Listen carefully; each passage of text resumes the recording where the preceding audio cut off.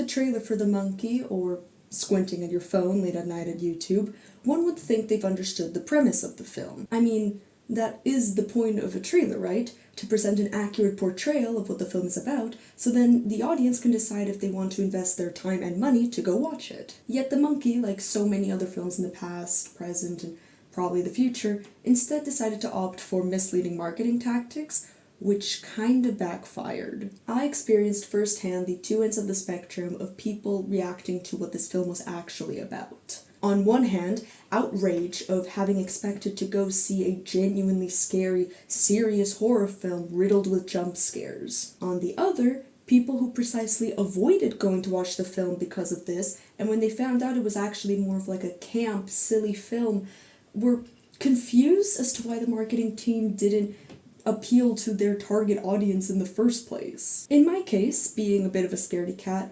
I went in with neutral to low expectations, overall relieved because the friend I was going with, who had already watched it, told me that it wasn't actually that scary. Yet, despite his warnings of it being bad, I left the cinema feeling renewed. Although the disappointment many people had with this film is completely understandable considering it failed to live up to the expectations it literally set up for itself, one must look past the capitalist downfall of its marketing and appreciate the film for what it really is. Part 1.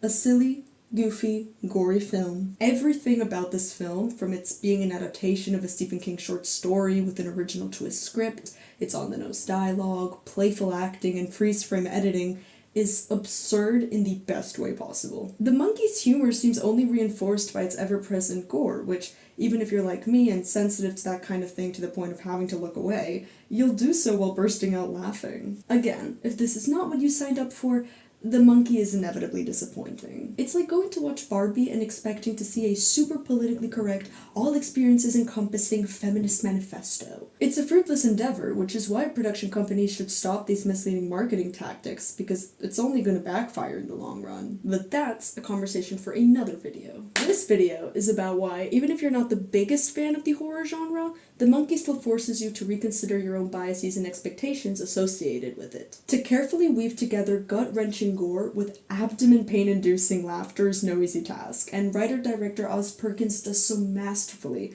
to the point of convincing horror avoidants such as my past self into genuine fans. This film manages to make what to some people may seem like unreachable genres such as horror if you're sensitive to jump scares and gore, or comedy if you're prone to missing the joke, into something that is easily accessible, using the universal theme of everybody dies and that's life. So simple and straightforward, you may not be inclined to look further into it. But if you dare to dig a little deeper, you'll find there's something else this film manages to shed light onto and bring to the forefront to the benefit of any and all potential viewers. Part 2.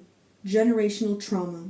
Introducing generational trauma into the family. The Monkey is many things, but as we already saw in its in-your-face comedy and gore, subtle is not one of them. It's actually quite explicit about what the creepy drum-playing monkey toy is meant to represent: generational trauma. Interestingly enough, one could interpret this overly obvious fact as a metaphor in itself, as society not addressing domestic abuse even when it's so clearly noticeable because it prefers to turn a blind eye, refusing to interfere with the oh-so-holy family unit. The film establishes this theme of generational trauma from its very first scene, where a distressed father named Petey Shelburne rushes into an antique shop trying to rid himself of this weird drum-playing monkey toy thing. When the shop owner doesn't ask any follow-up questions, Petey decides to give us some lovely exposition by saying, quote, "Thought my boys were gonna love it, but I'll tell you, man, they will not." The shopkeeper proceeds to refer to the monkey as a toy, and Petey replies, in a way that his sons will later on echo, "Don't ever call it that.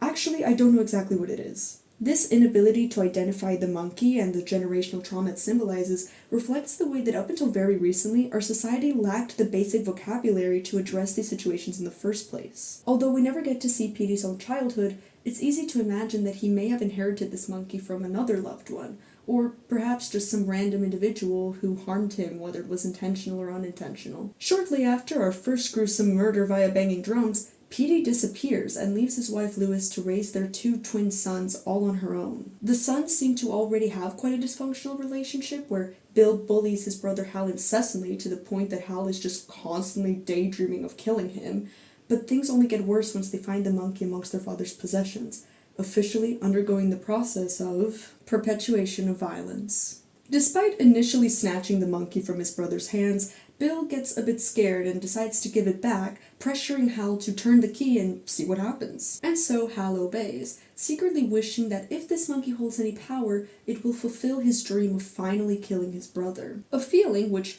by the way, is clearly born out of unresolved and pent-up trauma. Perhaps a combination of their father's absence and neglect and Bill's aggressive reaction to this experience. However, the turn of the key instead leads to the gruesome death of their mother, officially leaving the 2 kids orphaned. Before they move in with their aunt and uncle, Hal tries to get rid of the monkey by dismembering it, hoping that way they'll be rid of it. However, it mysteriously appears in their new bedroom, seemingly following them wherever they go. Eventually, Bill starts to realize the power this monkey may hold, and despite his brother's warning, he decides to turn the key again. This leads to the death of their uncle. Terrified, both brothers throw the toy away, buried in its box, into a nearby well, hoping that by burying their problem it won't be able to come back to haunt them.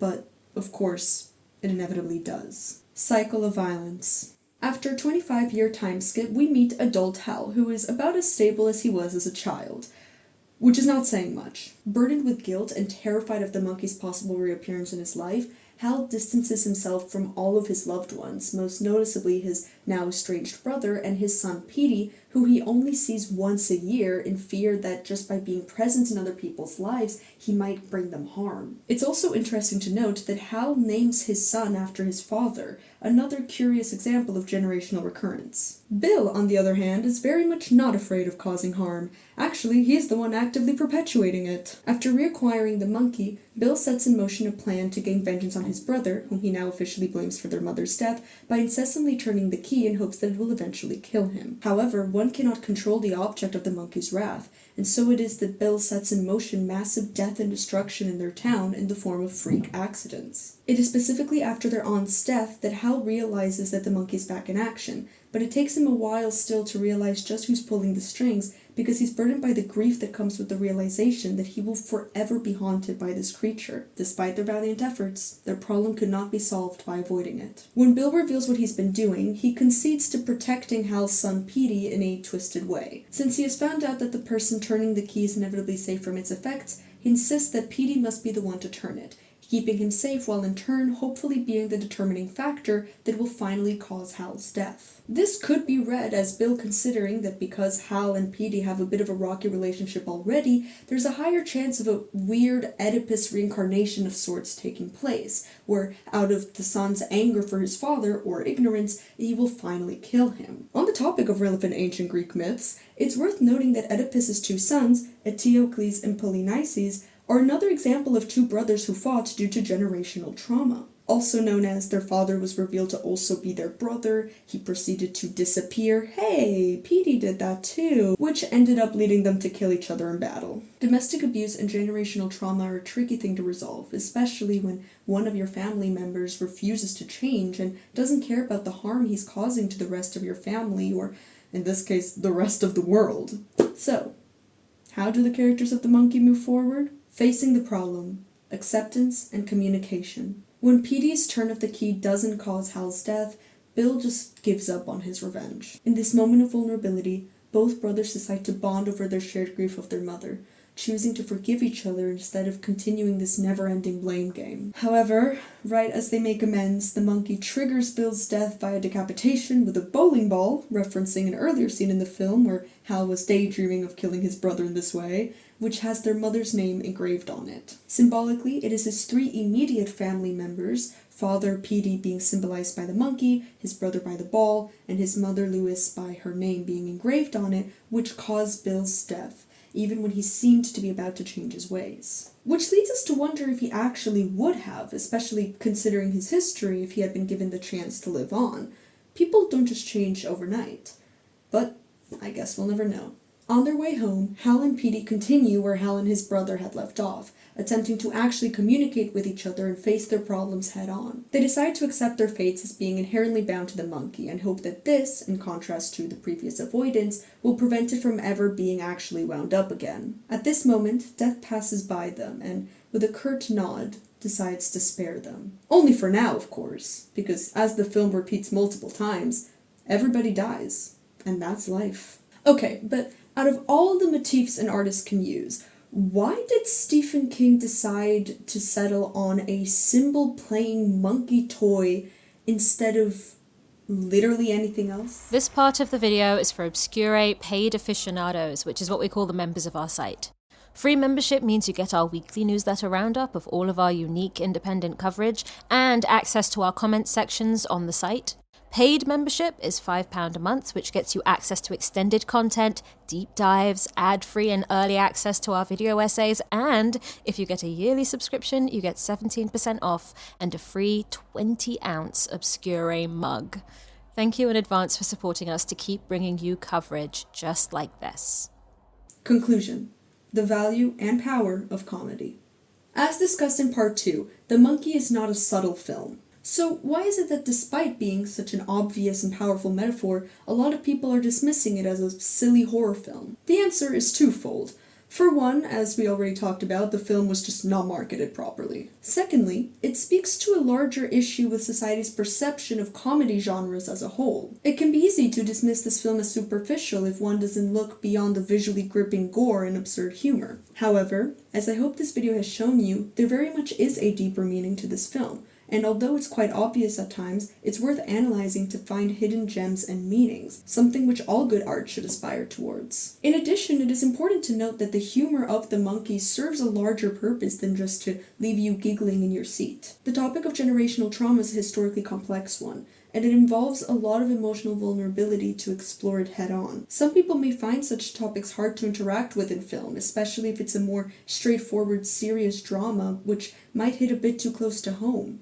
We're not always in the right mindset to do that. But by relying on a silly little song emitted by a bizarre toy, the domestic violence that the deaths of this film represent is made accessible to those who do not want to just wallow in the despair of wishing for a better childhood. Humor is a valuable tool, a coping mechanism which allows us to interact with our own experiences and with others in a way that feels less daunting. The Monkey provides a safe space for generational trauma to be laughed at, not in a disrespectful way, but in a way that reminds the viewer that they're not alone, that there are other people out there who have lived through similar experiences and are waiting for a car ride home where someone will suggest to go dancing, that they made it out alive. As Hal learns, avoiding our trauma is not the answer. The only way to overcome it is by facing it head on, but that doesn't mean we can't laugh while doing it.